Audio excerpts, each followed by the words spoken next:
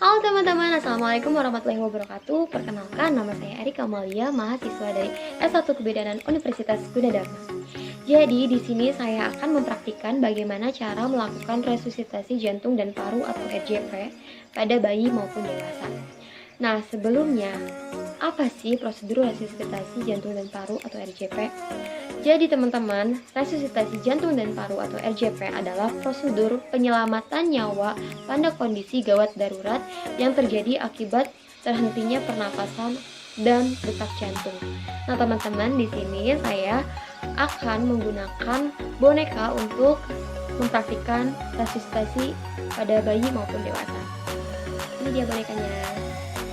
Nah, teman-teman, langsung saja ya. Ini dia. Oke teman-teman, yang pertama kita akan mempraktikkan RJP pada bayi. Nah, jadi sebelum melakukan pertolongan, ada baiknya kita memperhatikan dan memahami lebih lanjut mengenai susunan daripada resusitasi jantung paru pada bayi. Nah, jadi sebelum kita melakukan pertolongan, ada hal-hal yang perlu kita perhatikan. Di antaranya yaitu, oke teman-teman, yang pertama itu ada danger, di mana saat di danger ini kita melakukan aman diri, aman pasien, dan aman lingkungan sekitar.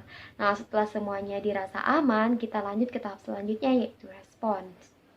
Nah, teman-teman, selanjutnya itu ada respon dengan melakukan tepuk telapak kaki dan mengatakan, kita tepuk ya. Nak, bangun nak. Nak, bangun. Atau tidak memanggil pun tidak apa-apa karena memang bayi belum mengerti bahasa kita.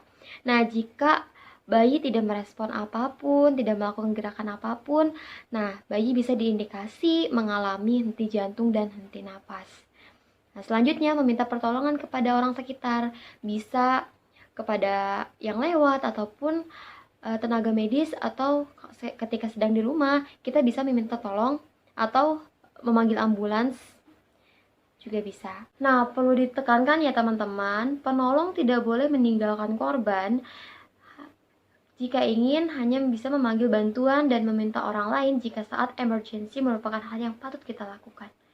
Nah, teman-teman, selanjutnya ada tahap circulation. Di sini tahap ini itu untuk mengecek nafas dan nadi pada bayi. Nah, untuk mengecek nafas, kita bisa melakukan look agent skill untuk merasakan hembusan nafas bayi dan melihat daripada hembusan dada bayi. Seperti ini.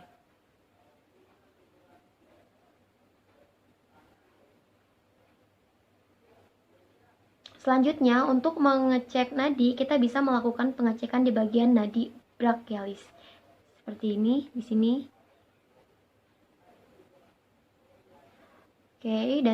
Oke teman-teman, jika tidak terasa nadi dan napas bayi, maka lakukan kompresi 30 kali menggunakan 2 jari. Seperti ini ya.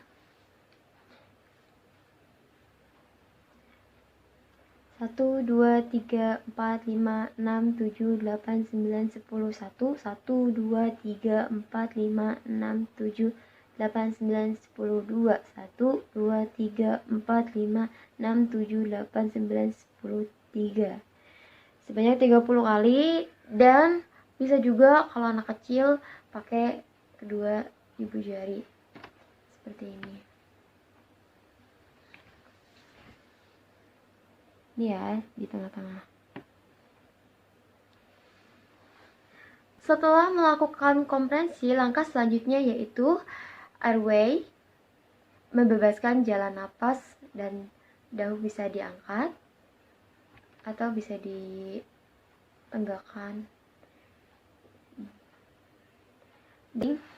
Selanjutnya ada breathing, berikan ventilasi 2 kali pakai alat. Ini kita gunakan alatnya, anggap saja ini alat ventilasi. Dan untuk satu penolong, lakukan kompresi 30 kali, ventilasinya 2 kali sebanyak 5 siklus. Seperti ini ya.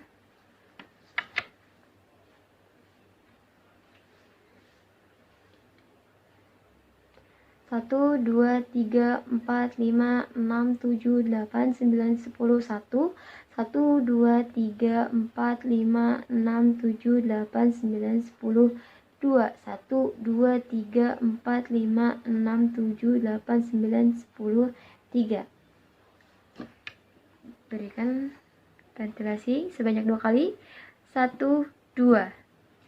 Nah, selanjutnya lakukan sebanyak 5 siklus. Dan untuk 2 penolong, lakukan kompresi 15 kali, ventilasi 2 kali sebanyak 10 siklus.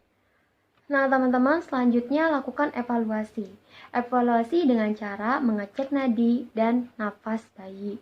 Jika tidak ada nadi atau napas, maka lanjutkan kompresi 30, ventilasi 2 kali sebanyak 5 siklus. Dan jika nadi sudah ada tapi napas belum ada, maka lakukan rescue breathing 1 ventilasi tiap 3 detik, evaluasi tiap 2 menit.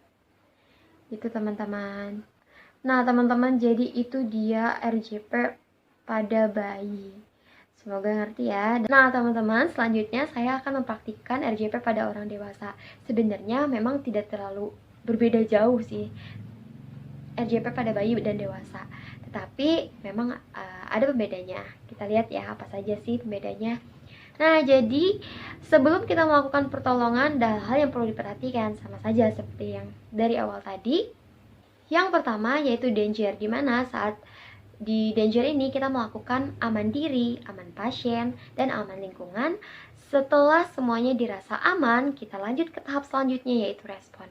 Respon dengan melakukan tepuk pada bahu dan mengatakan, kita tepuk pada bahunya,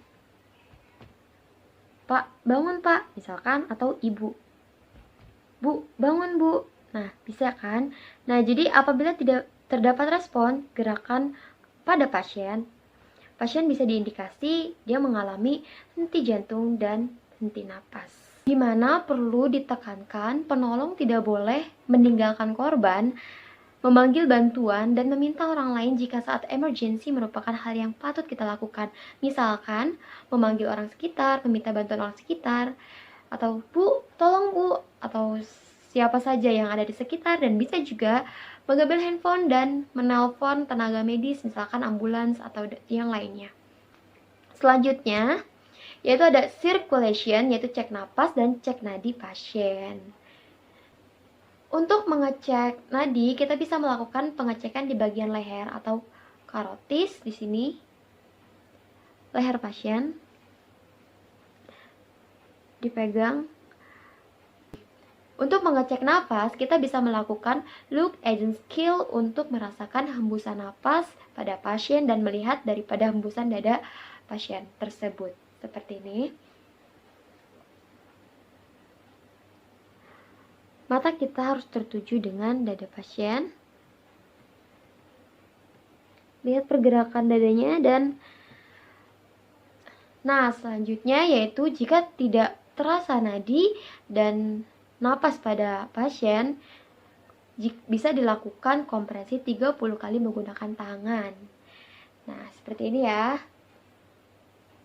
Tadi pada bayi perbedaannya yaitu menggunakan 2 tangan atau pakai ibu jari, 2 ibu jari. Kalau untuk orang dewasa menggunakan semuanya seperti ini, 30 kali. Misalkan 1, 2, 3, 4, 5, 6, 7, 8, 9, 10. 1, 2, 3, 4, 5, 6, 7, 8, 9, 10. 2, 1, 2, 3, 4, 5, 6, 7, 8, 9, 10. 3. Nah, setelah melakukan kompresi, langkah selanjutnya yaitu airway, bebaskan jalan napas. Jadi bisa dagu pasien diangkat untuk membebaskan napas pasien. Nah, selanjutnya ada breathing, berikan ventilasi 2 kali. Ini juga pakai alat atau bisa dengan bantuan nafas kita. Untuk satu orang penolong, lakukan kompresi 30 kali, ventilasi 2 kali, sebanyak 5 siklus juga. Sama seperti RJP pada bayi, tapi melainkan perbedaannya dengan menggunakan tangannya ya. Nah, kita coba. Oke.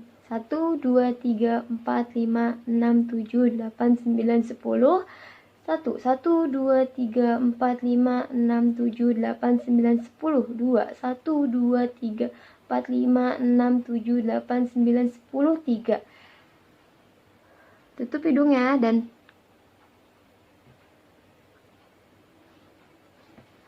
kita kasih ventilasi sebanyak 2 kali. Seperti itu. Dan selanjutnya ketika untuk 2 penolong, lakukan kompresi 15 kali, ventilasi 2 kali sebanyak 10 siklus.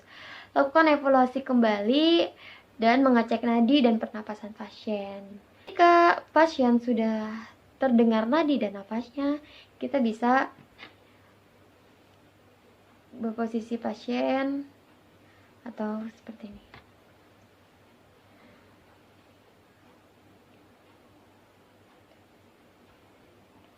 Oke teman-teman, jadi itu saja video mengenai RJP pada bayi dan orang dewasa. Saya mohon maaf apabila masih banyak kekurangan. See you next time. Terima kasih banyak. Wassalamualaikum warahmatullahi wabarakatuh. See you.